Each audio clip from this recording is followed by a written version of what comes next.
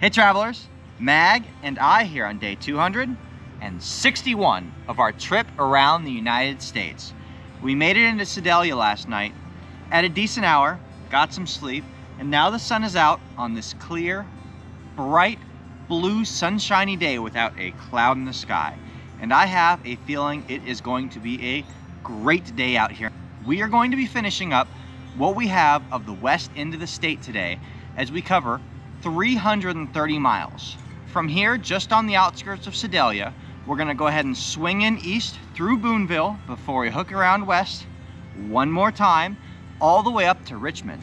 Once we get to Richmond, we are going to trek east, right through the center of the state, right through the territory we've already covered before when we went north to south through the state years ago, and bring our day to an end in Herman. There are a lot of interesting things we want to see in Herman, but I expect that we're going to be getting in at a late enough hour that those will probably be put off until tomorrow morning. For today, I know we have a couple of interesting veterans memorials. We have a firefighters memorial, some gadget geocaches, and some other interesting spots that look like they're going to be Missouri beauty at its best. I think today is going to be a fantastic day with great weather, great geocaches, great sights, and a great tour of Missouri. Let's get out there and see it together. Come on, let's go. We begin our geocaching for the morning in Rolling Hills Park outside of Boonville, which seems very appropriately named as the park is filled with rolling green hills.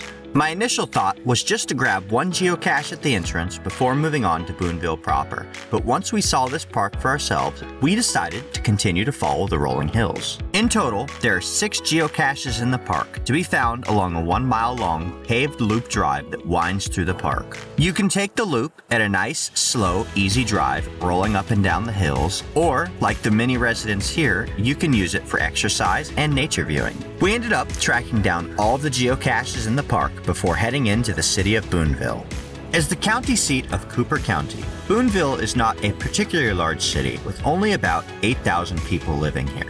However, those 8,000 people account for nearly half the residents of Cooper County's 17,000 people.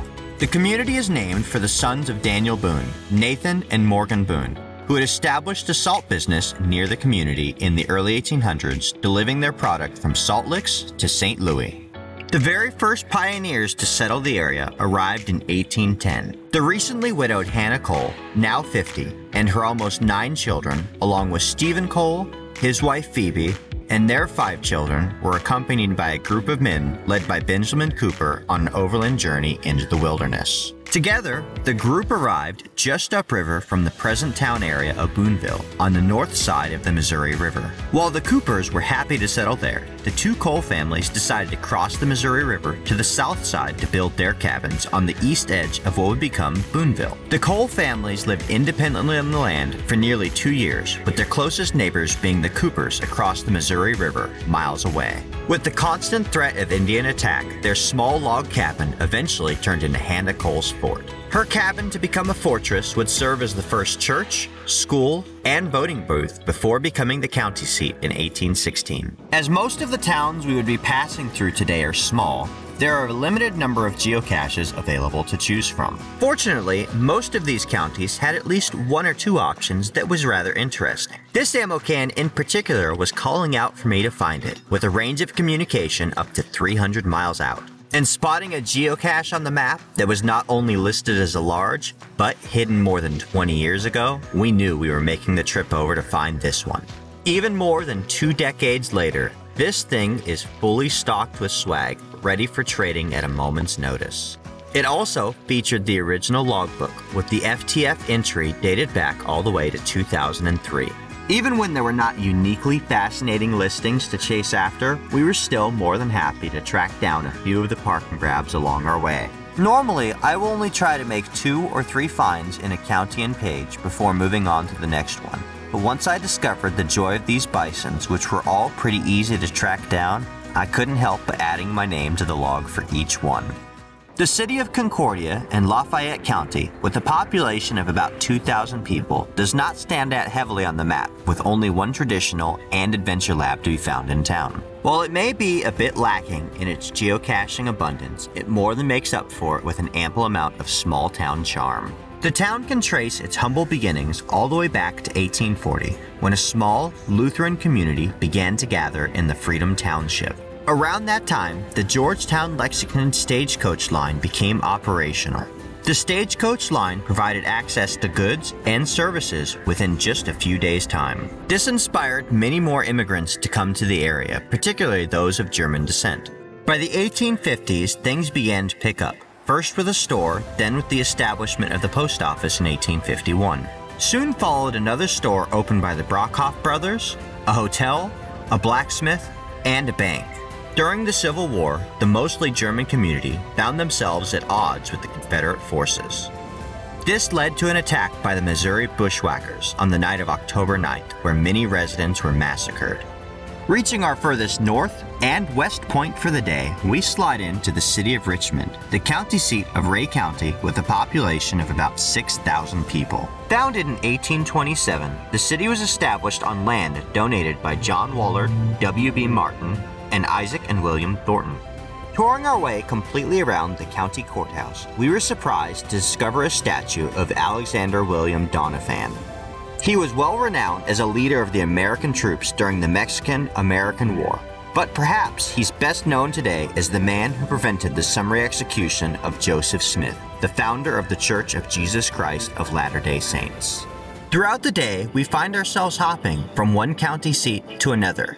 We next find ourselves in Carrollton, the county seat of Carroll County, with a population of about 3,500 people. We were pleased to discover that Carrollton was the winner of the 2005 All-America City Award. This is granted by the National Civic League to recognize the work of communities in using inclusive civic engagement to address critical issues and create stronger communities. The one place that we could not pass up on touring in this all-American city is the Homeland Heroes Park. Found on the grounds of the Carroll County Museum, overlooking Highway 65, the park provides a scenic view for all visitors. Following the walkway over a pedestrian bridge that dates back well over 100 years, you will see various memorials honoring people who are willing to put on the uniform and display their willingness to protect and defend the safety and welfare of others. And unlike most veterans memorials we visit, these honors are not just limited to our troops. While walking through the park, you will also notice tributes to our police, firefighters, and EMTs. Fear not though, each branch of our military service is included as well, even if some of the markers are showing a bit more wear and tear than others.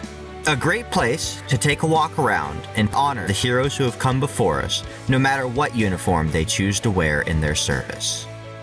Rolling through the hills eastbound past Brunswick, I had a laugh as we passed the former world's largest pecan, knowing that we had come across the world's largest in Seguin not too long ago in Texas. As we had hoped, we did end up coming across a couple of gadget geocaches today, and thankfully, both of them were relatively easy to solve. We were able to pop open the first gadget without extending any brain power whatsoever. But the second one had us guessing just a little bit until we noticed a hole on the side of the box that popped the logbook out to us. Thankfully, a pair that's well within my skills to handle. To bring our tour of the counties to a close, we come into Keytesville, the county seat of Chariton County, with a population of just shy of 500 people. With only one geocache to be found in town, right in the middle of town, it did not take us long at all to explore Keytesville from one end to the other before popping out to our final destination for the day. We wrapped things up in Kingdom City at the Missouri Firefighters Memorial. This beautiful memorial is dedicated to and honors those who have fallen in the line of duty. The centerpiece of the memorial here, a statue over 6 feet tall, weighing more than 3,000 pounds, is the twin of one located in New York City at the corners of 8th Avenue and 41st Street. That statue, while en route to Missouri, had been held in customs at Kennedy Airport when tragedy unfolded on September 11, 2001. With the devastating losses felt that day within the firefighter community, the firefighters of Missouri decided to donate their original statue to the city of New York. All right, travelers, it looks like that is just about it for our day. We kicked things off this morning in Sedalia. And from there, we began to make our way, for the most part, east across the state. Once we crossed north of Missouri River and started heading east, it was small town city all the way through, which I've actually really come to like and missed being on the east side of the country. Once again, we found ourselves going through many small towns with county courthouses, veterans memorials, nice murals, and other things to see. There was really only 2 to 3 options available in a lot of the counties that we went through, but this is my kind of geocaching. I like these hops between these small towns and getting to see what rural America has to offer. It's actually preferable to the cities in a lot of ways because the parking in some of those big cities and the traffic can be terrible. Whereas out here, the roads keep on flowing for the most part. I hope you guys have enjoyed continuing this journey across Missouri with us. We are going to stop just a little shy of our goal of Herman tonight. We won't make it there with sunlight, and the things that are in town I definitely want to see. So that is where we'll kick things off tomorrow. For tonight, we're going to bring ourselves to an end just shy of Danville. There's a rest area right off the interstate that I think is going to be perfect for Aichan and I to bed down and get ready for the next day ahead. Like this video, subscribe to stay tuned for daily updates, and we'll see you out on the trails.